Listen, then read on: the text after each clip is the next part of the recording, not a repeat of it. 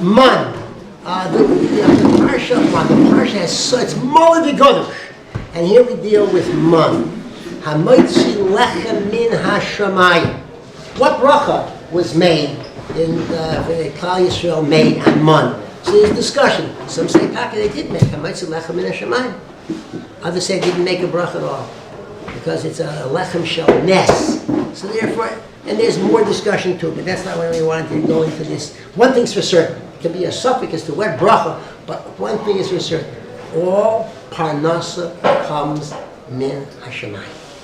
A person has to do mishtadlis. That's b'zayas ha'pechel. But otherwise, certainly, everything comes min hashamayim. Now, Rabbi Chanan Vassar, who's at the side of the Gvocha, Hashem Yikom Domo, he said that an idea, and he says, Ein chotfin ar parnasa. You can't grab. No way can we grab, which is the indication is an immoral or unethical way to make parnasa. Let's say, for example, a person is dishonest in making parnasa. It would seem he makes some extra money, says Rav Chanan. But the fact is that money will be dissipated. Maybe with health reasons, he's going to have to spend it one way. It may be something that, his material wealth will not work out well in another area. But if he makes money somewhere unethically, he's going to lose it in another way. If a person is mechal Shabbos to make money, also, there are harbe shluchim l'makom. HaKadosh Baruch Hu has many, many messengers. And therefore, it always works out. HaKadosh Baruch Hu is kovei already what a person should make. And it's certainly if a person tries to make more in a way which is not acceptable, it's not going to stay. That's one idea. Now, the Chazon Ish, it was asked, how do we know how much, when hishtadlis is too much hishtadlis? And that's a question that we're not going to answer tonight, but I'm going to tell you what the Chazon Ish answered. What is considered too much hishtadlis? And then Hamei ben Yovin, to the best of our ability, you can think about it. He says hishtadlis, appropriate hishtadlis is, for example, when a person takes a hammer and he bangs a nail into a wall. And the nail goes easily. That's the hishtadlis, which is, an acceptable hishtadlis. And then he can hang up the picture, the clock, whatever it is. It's not going to stay there without him doing it. However, if the nail starts to bend out of shape, then it's an indication that stop. Because it's not going to go anywhere.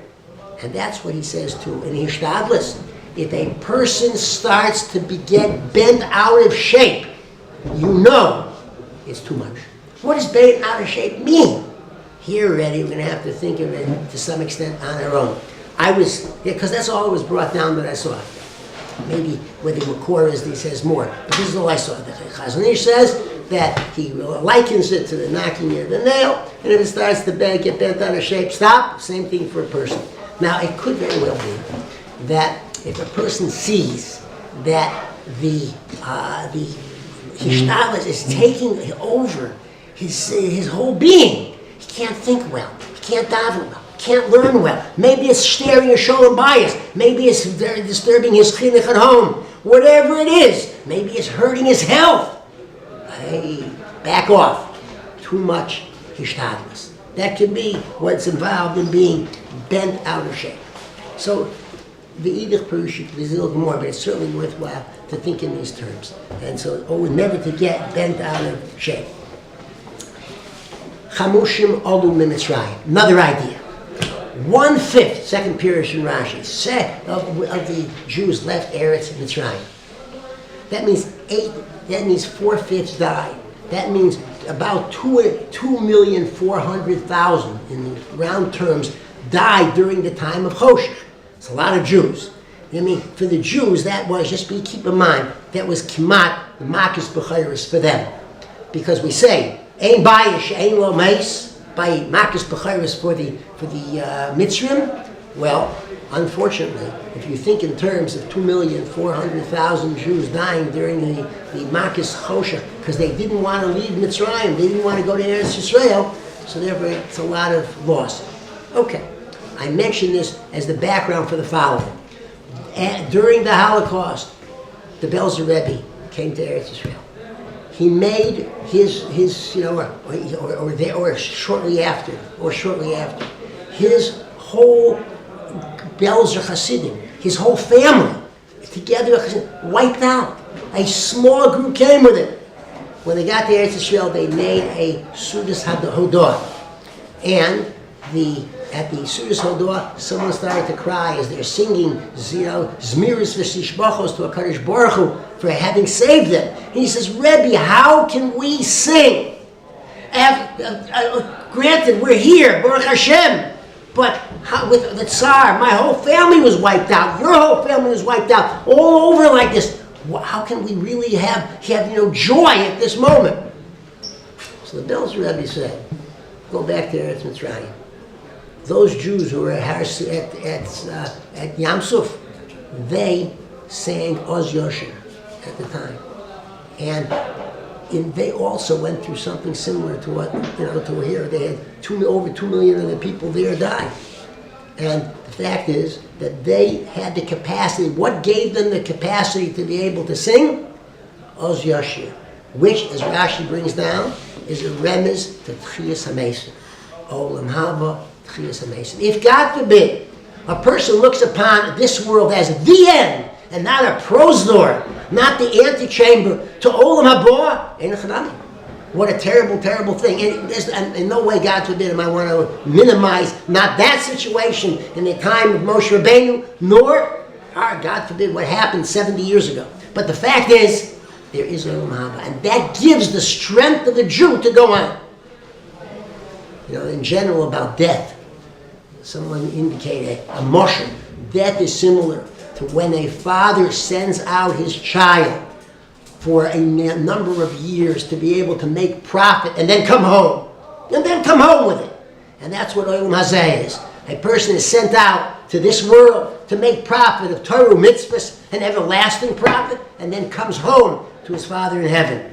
When a person looks upon it that way, it's God forbid, not the end, it's the beginning. The fact is, they bring a marshal, a situation that occurred during Soviet rule, where an Admor was taken by the Soviets. They put a gun to his head and said, listen, you know where people are learning Torah in underground groups. Tell us where they are, or we're going to murder you right now. He said, listen, I have one God, two worlds. This world and the next. Whatever you do, you do. But, I'm not telling you anything. All right. Whatever happened, hopefully happened for the best. But the fact is, it certainly happened for the best, but hopefully they left him alone. But the fact is, one God, two worlds, and then we thank God. That gives us the capacity to be able to go through whatever it is. Baruch Hashem in that sense. Let me end with an idea. Do we have enough time? It's interesting. We have Lechem Mishnah. Lechem Mishnah is our way, every week, of being able to relive the month. Lechem Mishnah. So, Lechem Mishnah is covered during Kiddush. Shul Levayish is a pas. Oh, Levayish is a pas. Did you ever see a bread, change colors? Its face went to, the pas went from red to white, whatever it is. God forbid, like a person who's being embarrassed? No, of course not.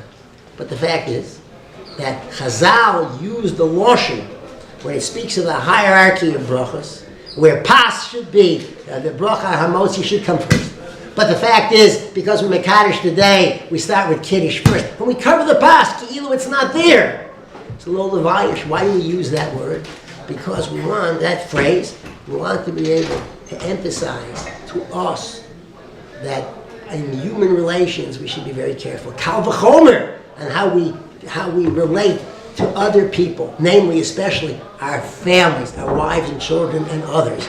And so make sure, if pas, which has no feelings, we are so careful about achas kama v'kama, a human being. And that's the way Chazal throughout Shas and throughout, this is the derech, be using the very various metaphors for us to be able to understand and emphasize bein adam l'chaveru. The Maisa Shahoya with the Panovich Rav, he was staying at the house of the Gevir. The Gevir and he went to Shul. They came back from Shul Friday night, and they knocked on the door, and the wife came to the door, and clearly she had fallen asleep. And she, I could see that she was very tired, and so she opened the door, and the house was not really ready fully for Shabbos, the table and all. But that really wasn't a problem for the Gvir, because listen, his wife was very tired, understandably. So they went in with the Panovitcher, and so fine. So she's going to get the table ready, it's not a problem. But one thing got the Gvir very upset, and that is the pas. The challah was not covered, and he feared maybe the Panovitcher Rav would think that he didn't realize that the challah has to be covered when they're going to make kiddush, and this already is an indication that he's lacking in knowledge. So all of a sudden he started to be irritated and let it out on his wife to some extent. And the Panovitcher said, well, that's when he made the statement about the pas. He said, my oh my, how ironic it is that we say that we're careful to cover the pas, shalol levayas yaseh pas, and we use that term, and here this man is doing something which he should never do to embarrass his wife. He didn't get the message.